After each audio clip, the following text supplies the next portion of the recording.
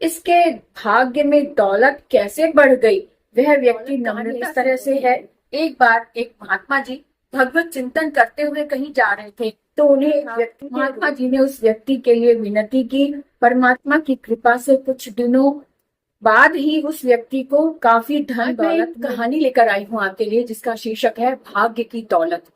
भाग्य की दौलत कहानी इस तरह से है। एक बार एक महात्मा जी भगवत चिंतन करते हुए कहीं जा रहे थे, तो उन्हें एक व्यक्ति ने रोक लिया। वह व्यक्ति अत्यंत गरीब था, बड़ी मुश्किल से 2 वक्त की रोटी जुटा पाता था। उस व्यक्ति ने महात्मा जी से कहा, महात्मा जी आप परमात्मा को जानते हैं, उनसे बातें करते हैं। अब जब परमात्मा मिले तो उनसे कहिएगा कि मुझे सारी उम्र में जितनी दौलत मिलनी है कृपया वह एक साथ ही दे दें, ताकि कुछ दिन तो मैं चैन से जी सकूं।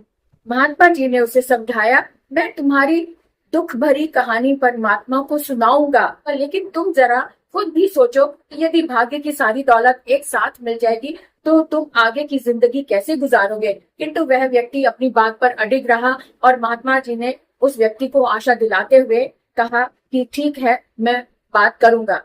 इन्हीं दिनों महात्मा जी को ईश्वरीय ज्ञान मिल चुका था। महात्मा जी ने उस व्यक्ति के लिए विनती की। परमात्मा की कृपा से कुछ दिनों बाद ही उस व्यक्ति को काफी धन दौलत मिल गई।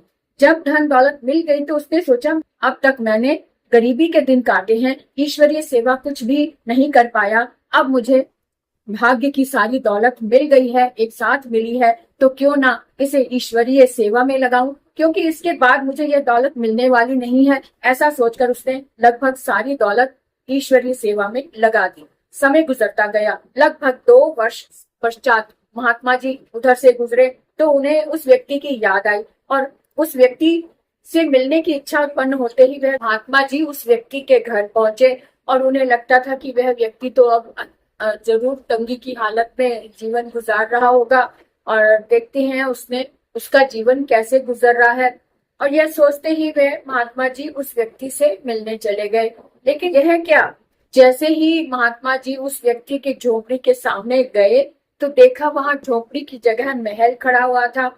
जैसे ही उस व्यक्ति की नजर महात्मा जी पर पड़ी, महात्मा जी उसका वैभव देखकर आश्चर्यचकित हो गए। इसके भाग्य में दौलत कैसे बढ़ गई। वह व्यक्ति नम्रता से बोला, महात्मा जी मुझे जो दौलत मिली थी वह मैंने चंद दिनों में ही ईश्वरीय सेवा में लगा दी थी। उसके बाद दौलत कहाँ से आई मैं नहीं जानता।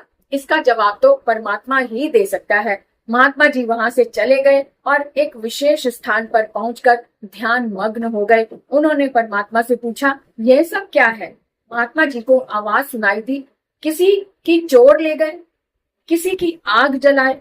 धन उसी का सफल होता है जो ईश्वर अर्थ में लगाए। जो व्यक्ति जितना कमाता है उसका कुछ हिस्सा अगर ईश्वरीय सेवा में लगाता है तो उसका फल अवश्य मिलता है। इसलिए कहा गया है, सेवा का फल तो मेवा ही है। जय श्री राधे। आपको ये कहानी कैसी लगी मुझे कमेंट करके जरूर लिखें, और आपके कमेंट से ही मेरा मनोबल बढ़ता है। अगर आप अच्छा रिस्पॉन्स देंगे तभी मैं और अच्छी अच्छी कहानियां लेकर आऊंगी। तब तक के लिए, आगे के लिए एक और कहानी के लिए हम विराम लेते हैं। फिर मिलेंगे अगले वीडियो में। जय श्री राम।